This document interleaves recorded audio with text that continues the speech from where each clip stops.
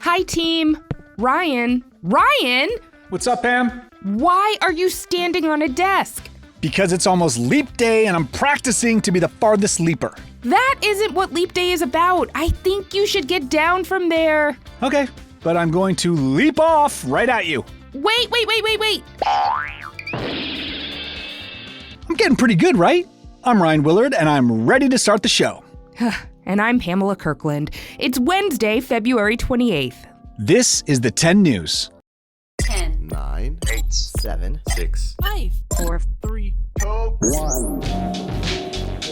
There's a lot happening around the world right now, and we want to keep you cool, kind, and informed. So we're going to kick things off with our top story of the day. Tomorrow, February 29th, is Leap Day, making 2024 a leap year. I told you!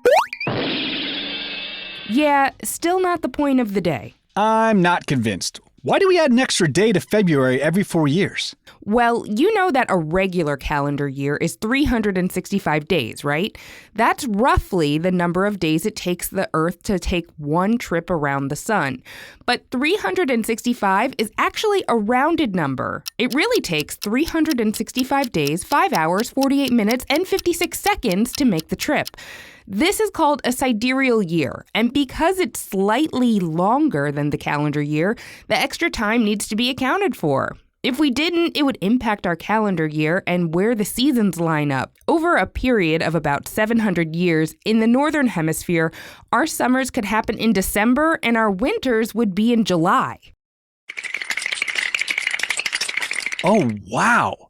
This leap year thing seems helpful. I don't want to celebrate the December holidays and drink hot chocolate during a hot summer, so I need to be ready for a leap year every 4 years? Well, almost. A leap day every 4 years actually makes the calendar year longer by 44 minutes, which over a very long period of time would also push our calendars back. So a leap year isn't every single 4 years. The rule is that if a year is divisible by 100 and not divisible by 400, leap year is skipped. The year 2000 was a leap year, for example, but the years 1700, 1800, and 1900 were not. The next time a leap year will be skipped is the year 2100. Whoa. So maybe it should be called Skip Day. Oh, I'm so good at skipping. I'm sure you are, Ryan. It's also called a leap year because the date on the calendar leaps ahead 2 days instead of 1. You may have noticed that each year your birthday moves ahead by 1 day. If it was on Tuesday this year, it would be Wednesday next year. But in a leap year, it will jump 2 days and it will be on Thursday. My birthday is gonna leap? That is awesome. And what else is awesome is that I actually met someone that was born on February 29th. Check out my conversation with this leaper. Okay, I have someone here and I am very curious. Who are you? Where are you from? And what do you do? My name's Carlos. I'm from Brooklyn, New York. And I'm a student, skateboarder, photographer. Carlos, your voice sounds very deep. When were you born? February 29th, 2004. Leap day. February 29th, 2004. So you are technically turning 5 years old tomorrow? Yeah, that's correct. How is that possible? I've only had 5 birthdays because I'm born on a special day. However, I've actually been on this planet for 20. Got it. Okay, so do people get confused when you tell them that your birthday is on February 29th? Yeah, I get reactions. Some people, it might just go right over their head. And I have to remind them that it's like a leap day. But a lot of the time, I guess the most common question that I've been hearing my whole life is like, what day do you celebrate on the off years? Okay. What is the best birthday gift you've ever gotten on one of your special birthdays? Well, I actually got an early birthday present this year. I got a really fancy film camera that I've been wanting for a while. Ooh, like actual film, not digital, like actual film? Yeah, that's what my school has a darkroom, so I'm able to develop my film. And I love the way that film looks, and I knew I wanted this one style of camera. And my parents were able to hook it up for the special occasion. And so you said you do photography, and do you also use skateboard? What can you tell me anything about skateboarding? Because I can't stand on a skateboard myself. Skateboarding is a lot more than just going out and standing on or doing tricks on your skateboard. Like why I find it so interesting is the aspect of being out in the city and exploring and skating in the streets with your friends and meeting all these cool people from all different walks of life, and you all share this one thing in common. That's like the part about skateboarding that I think is the most intriguing for me. And obviously, just like anything, the longer you do it, you end up getting decently good. Do you do any special skateboard tricks on Leap Day, since it's not only your birthday, but it's a day about leaping and getting air? Nah, but maybe I'll try to ollie over something really tall on Leap Day, on my birthday. Okay. Do you have any advice for people who might have a birthday on February 29th that feel weird or different because they have a different birthday than anybody else? I think that I never really felt self-conscious about it, although I could see how somebody might, especially at like younger ages than where I am right now. But I think if you view it, if it's something that you're struggling with, just try to view it as something that makes you rare or special. I always find it like funny when people find out that my birthday's on Leap Day. And it's like a nice little like conversation starter, or just like an interesting thing. Okay. Well, thank you so much for joining us. Of course, anytime. Thank you so much for joining us, Carlos. You are the coolest and most mature 5-year-old I've ever met.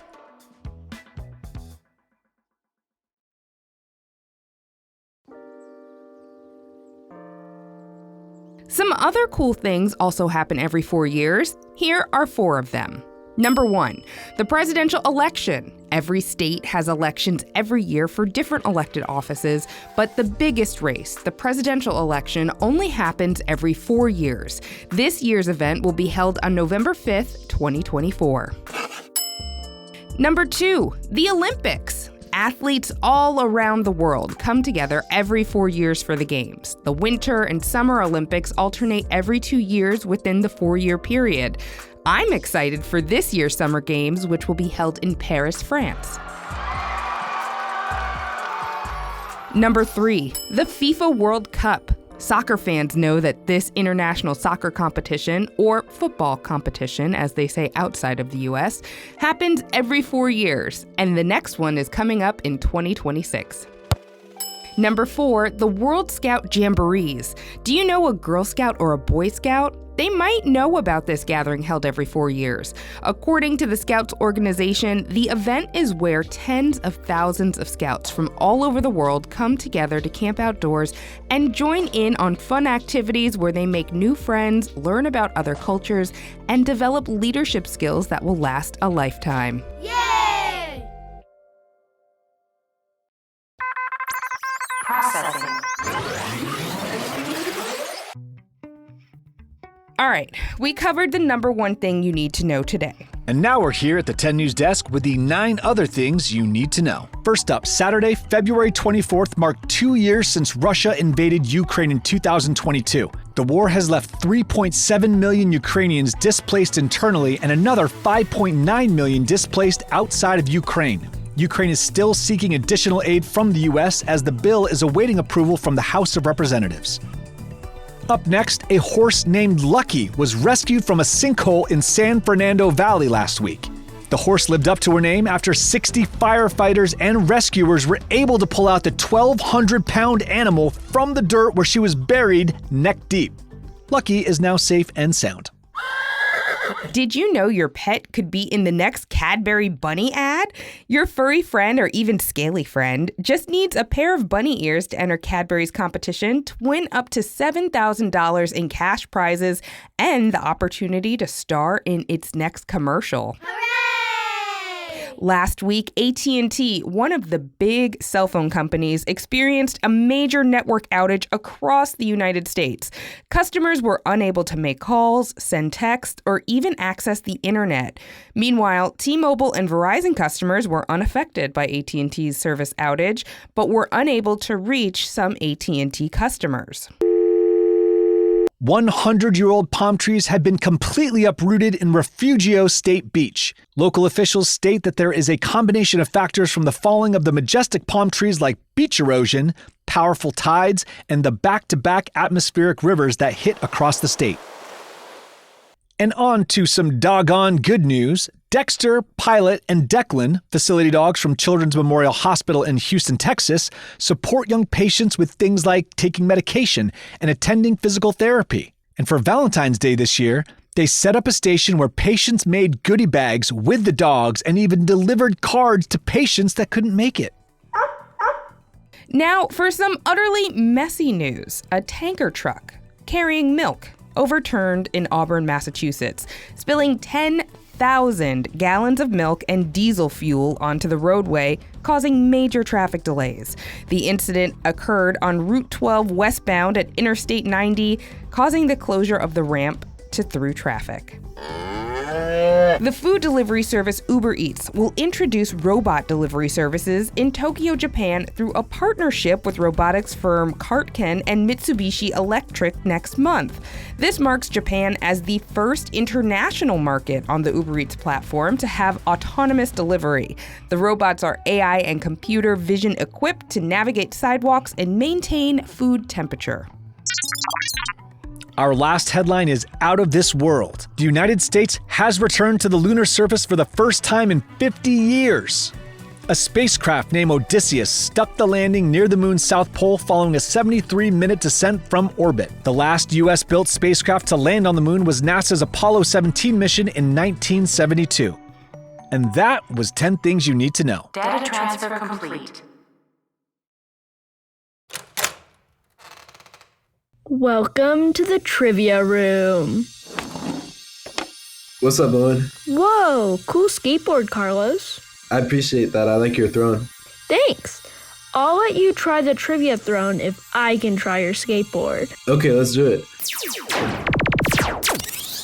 What is going on here? Trivia on the 10.